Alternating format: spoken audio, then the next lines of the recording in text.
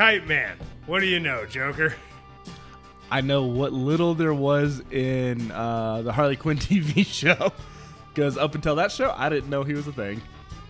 Honestly, a lot of these cartoons have really introduced me to a lot of DC characters.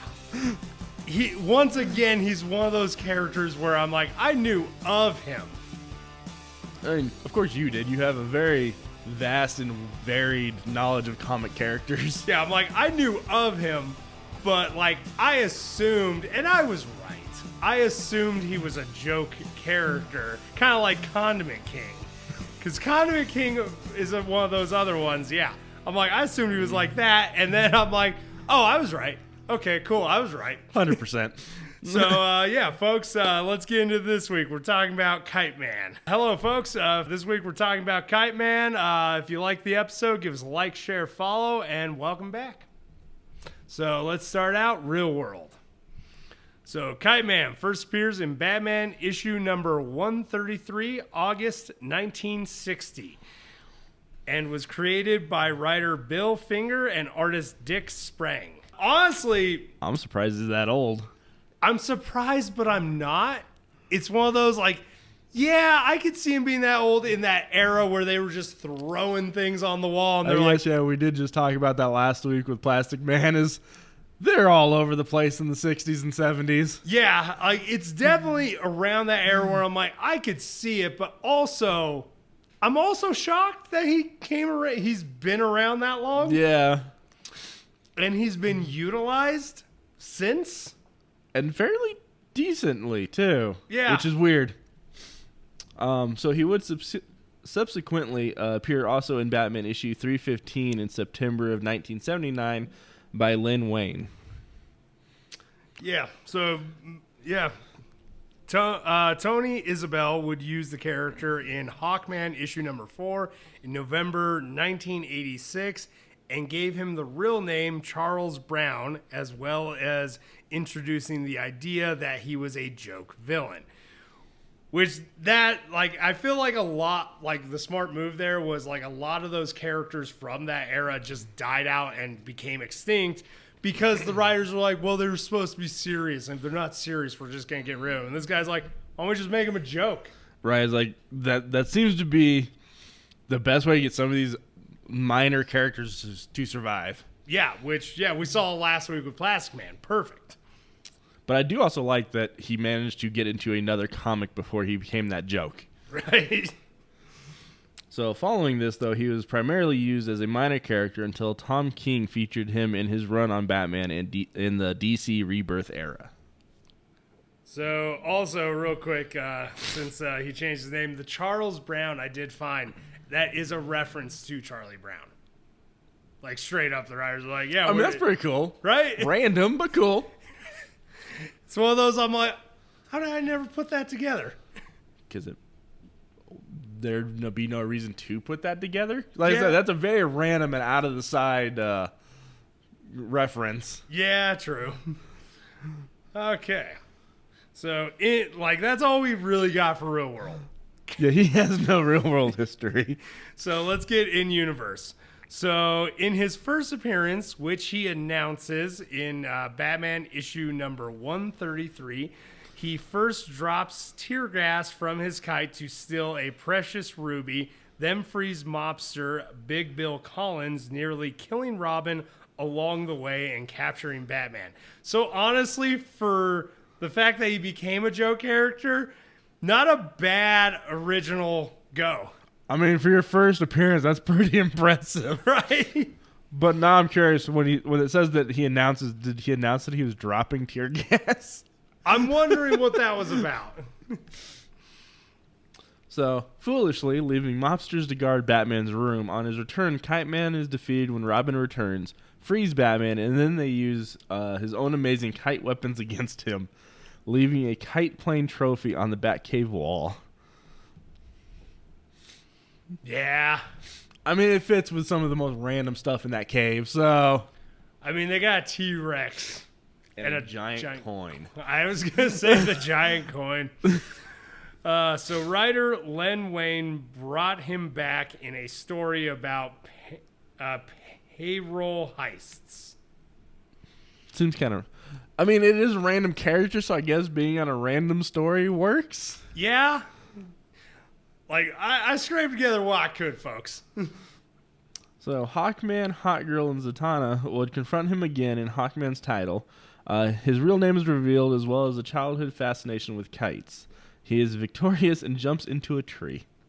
He's just going squirrel on him. Yeah, straight up. I guess he's got to be up high enough to fly away. Also, just reminds me of that stuff, like that whole kind of trope as a kid where you took the umbrella to the roof. I think that's exactly what it was. Like, no, I got to get high enough to be able to jump. Right?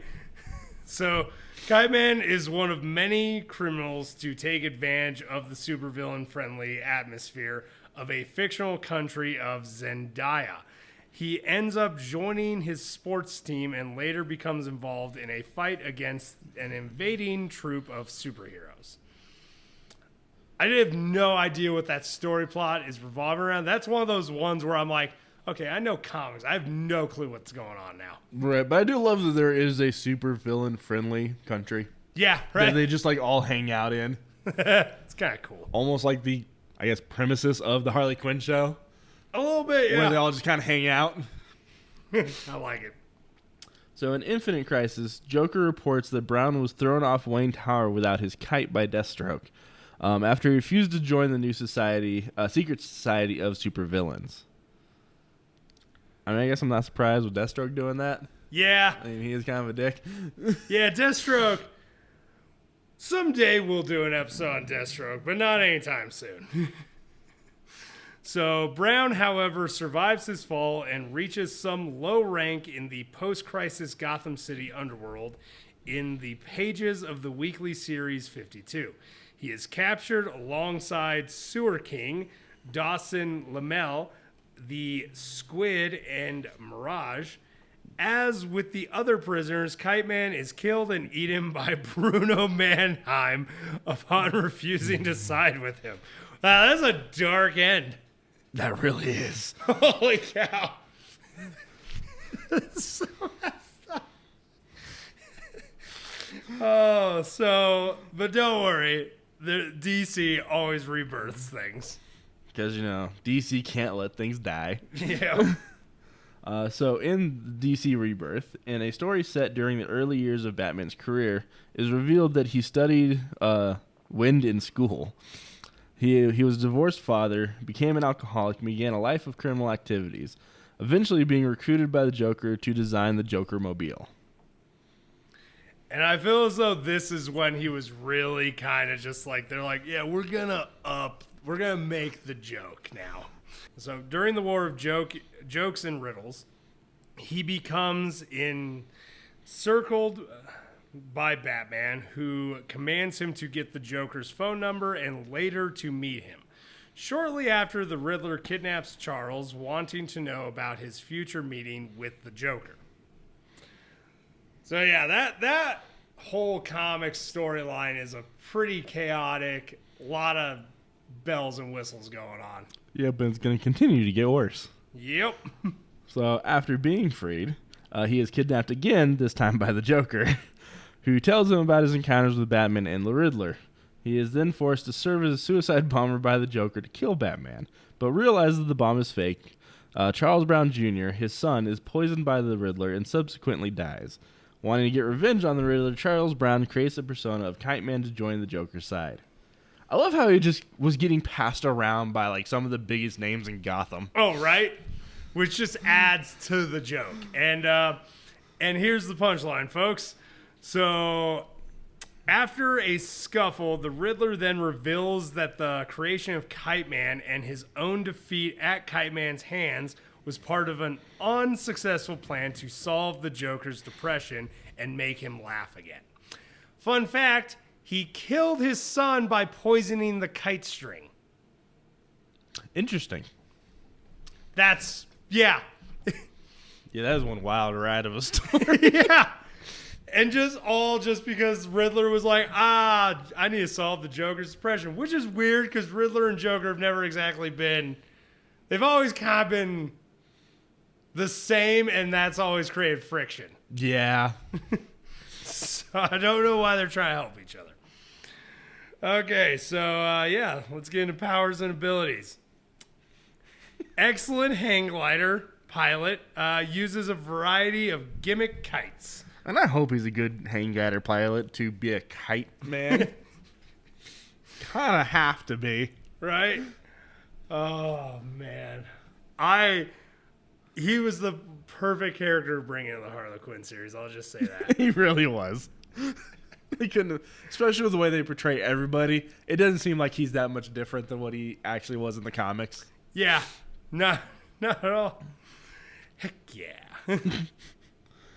So, surprisingly, he has a decent, it's still small, but a fairly decent other media presence. In TV, he appears in Batman Brave and the Bold, DC Superhero Girls, and as we've talked multiple times now, Harley Quinn. Yep. He appears in film in the Lego Batman, and apparently was briefly considered by James Gunn for his Suicide Squad movie. Also, he has a cameo, like it's on a newspaper in freaking Peacemaker. He shows up as on one of the newspapers. Oh, that's great. Right? And in video games, much like last week, a little surprising, he is a playable character in Lego DC Supervillains. Seems like a real random one to put in there. Right up there with Plastic Man. Yeah. To be completely honest. So I guess I'll ask the question. You a fan, Joker? Yeah. I mean, mostly because of Harley Quinn, because that's where I know him from. But he's just a very fun joke character. Yeah.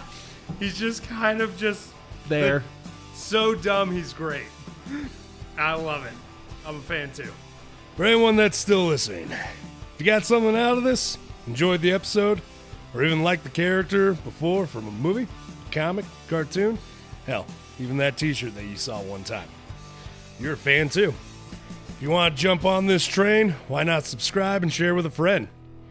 Dick Rail out. Y'all keep riding them rails.